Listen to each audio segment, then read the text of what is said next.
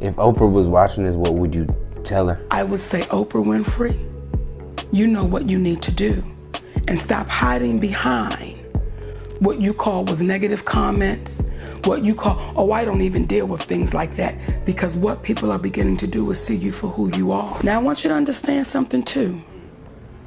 See, this is why me and Oprah Winfrey got a problem. It's still there. Until that woman says, let me apologize to you publicly, it'll be to the day I leave this earth, because what you did was malicious, and it was intentional, and it was ugly, because what people are beginning to do is see you for who you are. All right, let's talk about Oprah for a second. Queen of daytime TV, right? But lately, it seems like more and more people are questioning her crown, especially in the Black community. We've seen Black artists, from legends to rising stars, speak out against Oprah, claiming mistreatment, exploitation, you name it. And what happens? Crickets. Their stories get swept under the rug, and Oprah keeps it moving. But now, 50 Cent's stepping into the ring, and he ain't afraid of a billionaire. He's calling Oprah out, saying she used Steve Harvey as a pawn in some scheme that ultimately hurt Black actresses. Now, I'm not saying Oprah's a villain in all this, but when 50 Cent starts throwing accusations, you know it's gonna be explosive. He's not one to bite his tongue, and he's got a history of calling out BS. So buckle up, because this is about to get messy. And this isn't just some random beef. Remember what happened with Monique? She's been loud and clear about the disrespect she's faced in Hollywood, specifically calling out Oprah and Tyler Perry. She's been saying for years that they played a part in blackballing her, shutting her out of opportunities because she dared to stand up for herself. Think about that for a second. A talented sister speaking truth to power and allegedly getting shut down for it. And what did Oprah do? Did she offer Monique a platform to share her truth, like she's done for countless others? Did she use her influence to investigate these claims? Nope. Or did she even apologize for doing what she did? The answer is a big fat no. Monique's story was conveniently ignored, swept under the rug like it never happened. But 50 Cent, he sees what's going on. He's calling out the hypocrisy, the power dynamics, the way certain voices get silenced in this industry, especially when it comes to powerful figures like Oprah. And he's not afraid to name names. Now, I'm not saying Oprah's a villain in all this, but when 50 Cent starts throwing accusations, you know it's gonna be explosive. He's not one to bite his tongue, and he's got a history of calling out BS. So buckle up, because this is about to get messy. And okay, so maybe now Oprah and Tyler Perry have backed off Monique a bit, for now at least. The whispers died down, the headlines faded, and they probably hoped everyone would just forget. But 50 Cent isn't everyone. He's not letting up, and he's saying their tactics haven't changed, just the players. According to him, they've found a new weapon in their alleged arsenal, Steve Harvey. Think about it. Steve's a beloved figure in the Black community. He's got that charm, that relatability, that one of us vibe that makes people trust him. But 50's claiming they're using Steve's good name and influence to further their own agenda, an agenda that seems to involve sidelining certain Black actresses who don't play the game or fit their mold. It's like they've learned to wield their power in a more subtle, insidious way. They're not publicly shutting people down anymore. They're allegedly using proxies, people like Steve Harvey, to do the dirty work for them. Now, Monique has been saying for years that she got blackballed in Hollywood. Well, she went on Steve Harvey's show the other day, and let me tell you, things got real. Monique, being Monique, did not hold back. She was there to talk about this whole blackballing situation and how she's still being punished for standing up for herself all those years ago. So, when it comes to Oprah Winfrey, let me be clear so people, I'm a little Black fat girl from Baltimore, Maryland. And I saw this fat Black woman on a TV show called People Are Talking. That was a local show. And she had big shoulders and a big bush and big feet like me. And I said, wow, when I grow up, that's what I want to do. And then we took a field trip to that studio. And I hugged that woman. And I said, when I grow up, Miss Winfrey, I want to do what you do. And she said, you know, you got to work really hard. So the day I walked out on that stage to the Oprah Winfrey show, and I was promoting Roscoe Jenkins. And after that show, that woman hugged me and said, when I look at you, I ain't doing nothing but looking at me. And then when I remind her that that's what she said to me, she says, oh, I say that to everybody.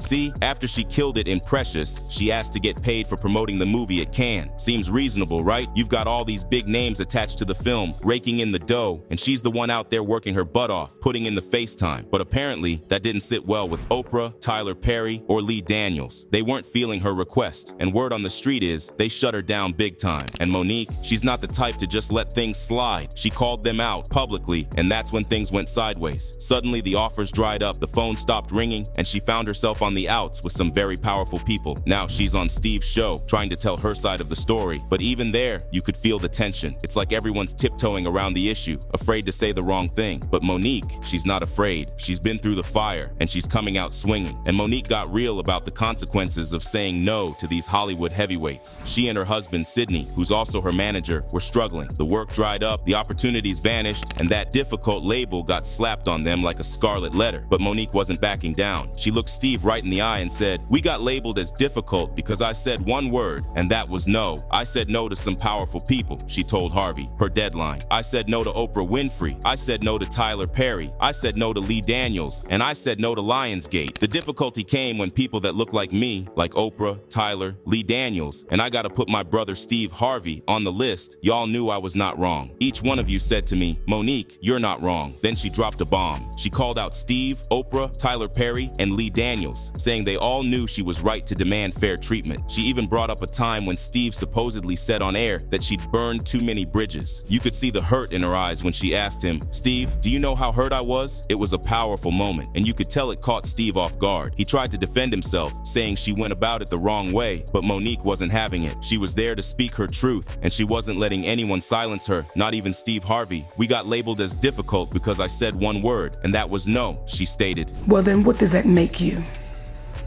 Everybody reminds you of you?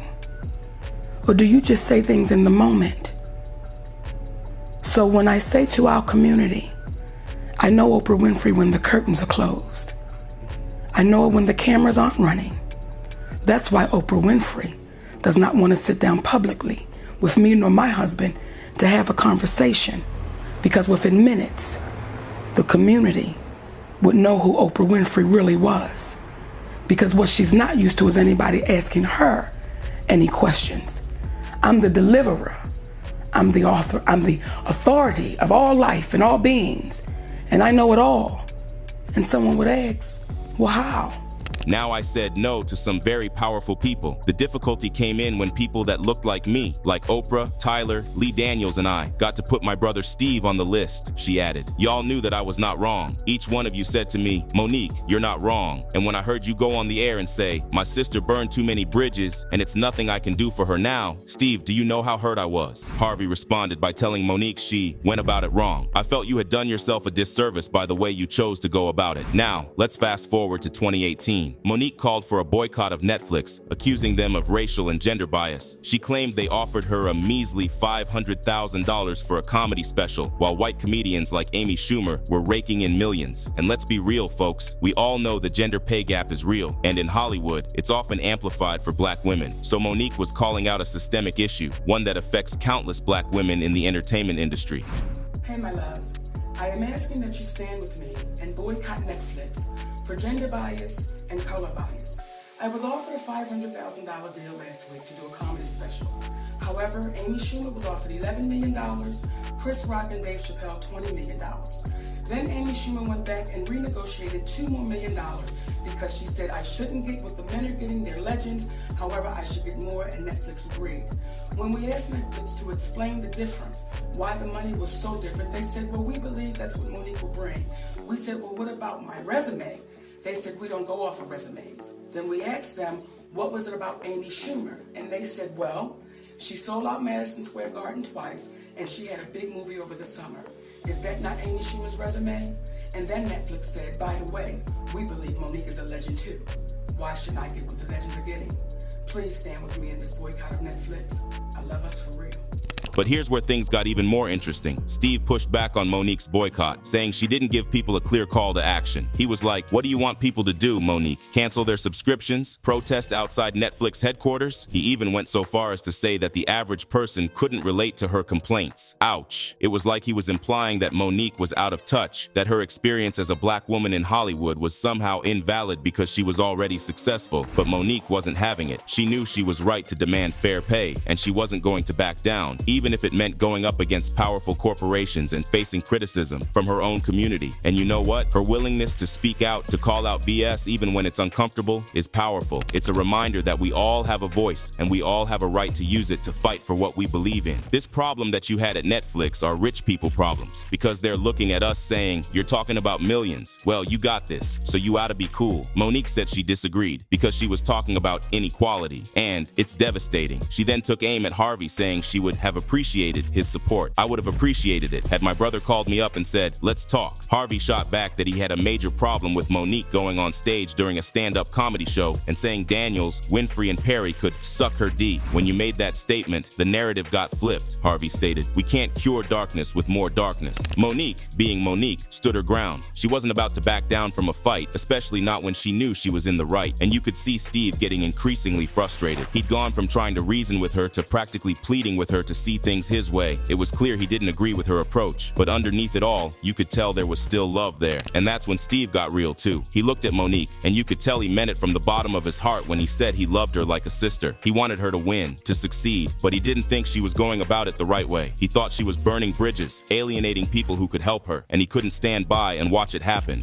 I hate what's happening to you. I hate what they're saying that's not true. I want them to know that you are caring, that you're a great mother, that you're an incredible talent, he said. I don't like the fact that you've been blackballed. You can be unblackballed. You're too talented to have to worry about all of this. But here's the thing. Throughout the whole interview, it felt like Steve was trying to control the narrative, to fit Monique's story into a neat little box that made sense to him. Every time Monique tried to explain her side, to talk about the disrespect and the lost opportunities, the way she felt belittled and dismissed by powerful people who claimed to be her allies, Steve would cut her off. He'd tell her she was going about it the wrong way, that she was being too aggressive, that she needed to apologize for her tone, that she needed to play the game if she wanted to get ahead. He even tried to go back and tell her he loved her and called her his sister. And you know what? That's part of the problem right there. Why should Monique have to apologize for speaking her truth? Why should she have to shrink herself, soften her words, to make herself more palatable to people who hold all the power? Why should she have to play a game that's rigged against her from the start? A game where black women are often punished for being assertive, for demanding what they deserve? And Monique, you could see the frustration building in her eyes. She kept trying to explain that she wasn't angry. She was hurt. She'd been wronged, blackballed, silenced, and all she wanted was to be heard, to be treated fairly, to be seen as a human being with valid feelings and experiences. But Steve wasn't having it. He kept steering the conversation back to his own points, his own opinions, and it felt like Monique's voice was being drowned out, just like it had been all those years ago when she first spoke out against the injustices she'd faced. He even mentioned that in order to move forward, they need to apologize to her, and then he said that she needs to apologize to them as well. And that's where the conspiracy theories come in, because let's be real, folks, this is Hollywood, where power plays and backroom deals are practically a national sport, and a lot of people are whispering that Oprah and Tyler Perry, with all their influence and connections, might have had something to do with Steve's change of heart. Did they get to him? Did they offer him a sweet deal, a role in a movie, a spot on their network, or a primetime special in exchange for putting Monique in her place? Or maybe it was more of a threat, a subtle reminder that if he didn't play ball, if he didn't toe the line, he could find himself on the outs too. Remember, Oprah and Tyler Perry are kingmakers in this industry. They can make or break careers with a single phone call, so it's not a stretch to imagine them using their power to silence someone who dared to challenge them, someone who dared to speak truth to power. And Steve, as beloved as he is still a part of this system. He's built a successful career within the confines of this industry, and he knows better than anyone that there are consequences for biting the hand that feeds you. We may never know for sure what went on behind closed doors, but the speculation is out there, and it's fueling the fire of this whole drama. And then later, he tried to do damage control. Almost a week after a heated argument between Steve Harvey and Monique unfolded on air, the host is reflecting on his choice of words.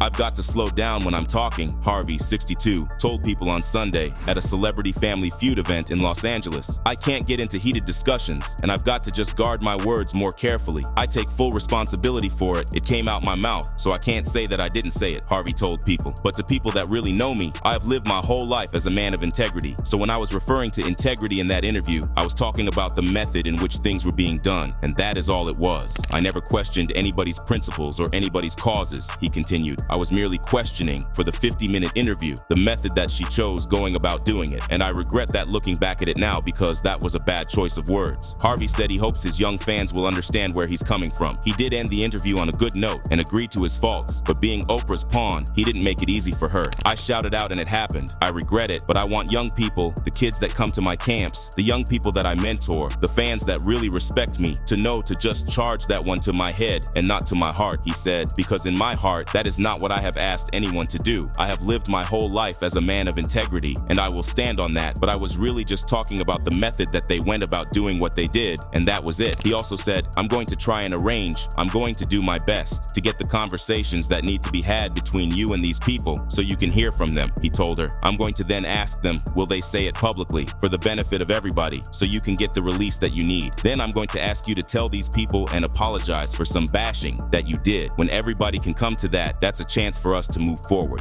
She never said my mother was coming on that show, because had Oprah Winfrey said, I'm gonna have your mother, I would have said, shut it down. I don't need the world seeing how greedy my mother is. Shut that down. That's one of the reasons why we don't communicate, because of my mother and father's greed. So if you had given me the opportunity, I would have said, I can't put my mother, that's still my mother. Right. Okay? Now here comes this show. And here comes the commercials. And now I'm starting to see my mother and my father and my other brother, who was my manager. We didn't discuss that, Oprah. Wait, he was your manager and he went to Oprah? Wasn't my manager at the time. Okay. By now I had already, fired him. Gotcha. So I'm watching this show, and I'm watching my father sit there, who was a strong alcoholic. I'm watching him drunk. I'm watching my mother be greedy. I'm watching my other brother, who was my manager, be greedy. I know my family. And I'm watching my brother, who molested me, sit on this stage trying to paint this picture of I'm trying to be a help, but now I'm watching the scam. As much as they keep talking, I'm seeing the scam take place. Now, with Steve on the side of the moguls, 50 Cent is speaking out. 50 thinks they did not just Monique wrong, but several other black actresses too. 50 Cent is out here calling out Oprah, saying she's trying to blacklist Taraji P. Henson, just like she allegedly did with Monique. And guess who's caught in the crosshairs again? Steve Harvey. 50 is claiming that Oprah is using Steve to carry out her vendetta against Taraji, who dared to speak out about how Oprah allegedly treated her on the set of The Color Purple. Apparently, Oprah wasn't too thrilled about Taraji's comments during the press tour, where she talked about the low pay and the disrespect she's faced in Hollywood. And you know what? Taraji kept it real. She talked about how black women in the industry are constantly undervalued and underpaid, how they have to fight tooth and nail for every scrap, while their white counterparts are raking in the big bucks. And almost had to walk away from Color Purple. Yes, ma'am. Who said what? Yes, ma'am. Yes, ma'am. Because you know what? If I don't take a stand, how am I making it easy for Fantasia and Danielle and Hallie and Felicia? Then why am I doing this? And that's what seems to have set Oprah off. Word on the street is that she blamed Taraji for the movie's less than stellar box office performance, claiming that Taraji's negativity scared audiences away. Now studios are allegedly dropping Taraji from projects left and right, and nobody wants to work with her. Coincidence? 50 Cent doesn't think so. He's out here saying he has receipts, evidence of Oprah's sinister agenda to destroy Taraji's career, and he's not afraid to spill the tea. Now, whether you believe 50 or not, you gotta admit this whole situation is messy. It's about power, about who gets to control the narrative in Hollywood, and about the systemic racism and sexism that black women face every single day. You know, I was there for a Crash for the movie. Yeah. And basically she said something about not agreeing with my music, but she thought I did great in the movie. And of course I was up there with the whole cast of Crash. Mm-hmm. And so I didn't necessarily feel like that needed to be said. You know, you didn't agree with my music. And even if you don't agree with certain songs I made, say you don't agree with certain songs, don't say you just don't agree with all of my music. Right. So, what do you think? Is Steve also anti-Monique and others now? Comment down below and let us know. If you like this video, click the subscribe button and hit the bell icon to be the first to see my next video. I post updates like this every week where I uncover the secrets of your favorite celebrities.